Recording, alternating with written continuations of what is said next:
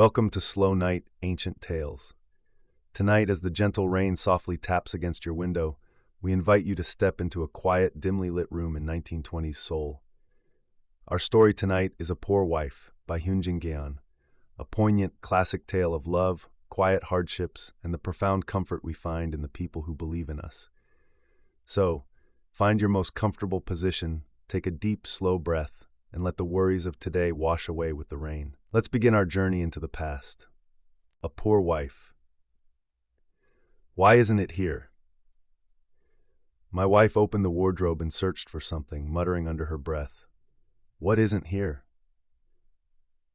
I sat blankly at my desk, idly flipping through the pages of a book, and asked, "There was one silk jacket left." I simply fell silent. I knew exactly why she was looking for it. She was planning to have the old woman next door pawn it tonight.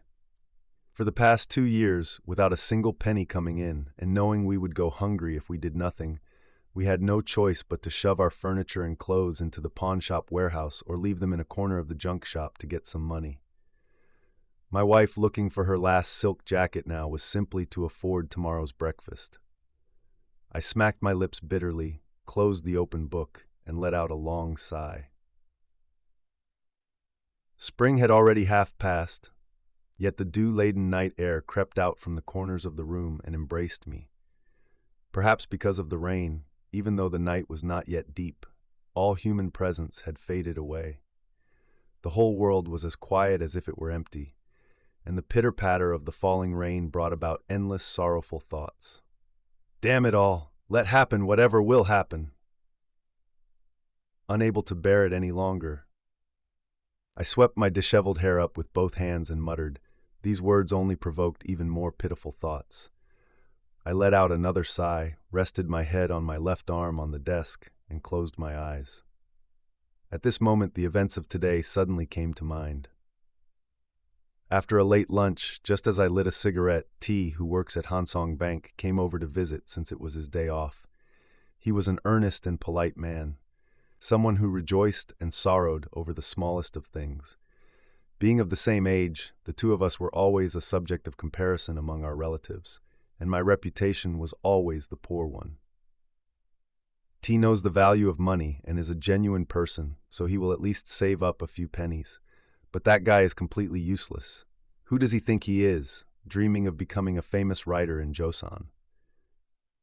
This was their assessment of us.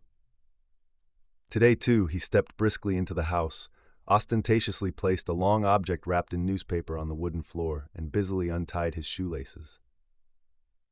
"What is this?" I asked. "Oh, it's a parasol for my wife. She said her old one was already worn out and the ribs were broken." He answered with a beaming smile as he took off his shoes and stepped onto the floor. "Would you like to take a look, ma'am?" he said, peeling off the wrapping paper and the cover to open the parasol. It was a white silk parasol embroidered with a few plum blossoms. Black looked too dull, and there wasn't a single gray or yellow one that caught my eye, so I bought this one. This one is quite lovely. As she offered this praise, holding the open parasol and gazing at it from this angle and that as if mesmerized, I could clearly see in my wife's eyes the thought, "I wish I had one of these too." After sending T off, as I was sitting at my desk pondering the ending of the novel I was writing, my wife's trembling voice sounded right by my ear. "Dear." A faint flush colored her pale face, and before I knew it, she had sat down closely beside me. "You should try to find a way for us to make a living, too." The thought, "Here we go again," flashed through my mind like lightning, and a surge of displeasure flared up within me. If you tell me to find a way to make a living all of a sudden, what can I do? There will be a time when things gradually work out. Oh, please stop with this gradually. In what millennium will that be? I sat in a daze for a moment. Flames of anger surged upward. "You should have married a day laborer. Who told you to marry me? What kind of artist's wife acts like that?" I shouted in a fierce tone. "Oh my!" Her complexion paled slightly as she looked at me in disbelief. Then her head slowly dropped, and one by one, teardrops fell onto the linoleum floor. The lonely sound of the rain grew heavy, then light, sounding ever more mournful in the still, desolate night air. The light shining from within the soot-stained lamp cover flickered like moonlight hidden by clouds, as if weeping, as if dozing, glinting off the gold lettering on the spines of a few Western books I had managed to scrape together. For a long while, neither of us said a word. My chest felt inexplicably suffocated, and it felt as though insects were crawling all over my body. My clothes felt terribly tight, making it unbearable. I laid these feelings bare and asked her, "You're getting sick of this increasingly wretched life and can't stand it anymore, right?" My wife, who had been standing there lost in thought, widened her languid eyes and answered, "What? Why would you say that? Come on, it's true. I don't have even the slightest thought of hating it." When I was traveling abroad, swept up in the so-called new trends, I had inexplicably come to dislike old-fashioned women. But as I grew older, such thoughts faded away. Upon returning home and living with my wife, I unexpectedly discovered a warm and pure charm in her. There was even a time when I shed tears, deeply moved as I gazed at her pale face while she slept soundly, having collapsed in her clothes after ironing deep into the night. As I knew well myself, I had no particular natural talent. Even so, wanting to establish myself as some sort of writer, I devoted all my heart and energy to creating and reading every single day. She had endured these hardships for nearly 2 years, yet the work I did bore no fruit whatsoever. Only the furniture in the room dwindled, and the clothes that once filled the wardrobe almost entirely vanished. Do you think I wanted to make my wife suffer? I want to buy you silk clothes and a nice parasol, too. To others, it might look like I'm just playing around, but the reality is not like that. I brought this up as if making an excuse. Dear, my wife, who had been keeping her head down and absent-mindedly biting her lip, suddenly let out a trembling sob and collapsed onto my chest as if breaking down. Please forgive me. I had no idea you were thinking like that. The tears welling up like a spring from her 2 eyes warmly soaked the space between her cheeks and mine. Tears spilled from my eyes as well. All my troubled thoughts melted away in these hot tears, like spring snow melting away.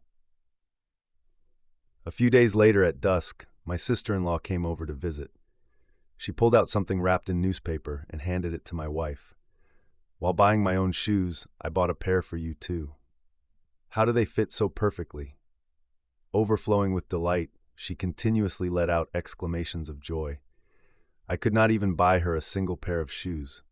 So she was finding satisfaction and joy in something received from another. Since our circumstances left us no choice, we helplessly tried to content ourselves with only spiritual happiness, but in truth, it was deeply lacking. I wish I could succeed soon, so I could at least buy you a pair of silk shoes. It won't be long before that happens, my wife said with strength. Do you really think so? Of course, without a doubt. Though I was an unknown writer whom no one else yet acknowledged, she alone deeply believed in me. Ah, the angel who gives me comfort and support. Crying out thus in my heart, I suddenly grabbed my wife by the waist with both arms and held her tight against my chest. Brimming tears quietly overflowed from her eyes, and from my eyes as well. The rain continues to fall outside, but inside a quiet warmth fills the room. Even in the most difficult times, having someone who truly understands and believes in you can turn a cold night into a gentle spring. As their long night ends in a warm embrace, may your night begin with perfect peace and comfort. Thank you for sharing your quiet hours with slow night ancient tales. Rest well, sweet dreams, and good night.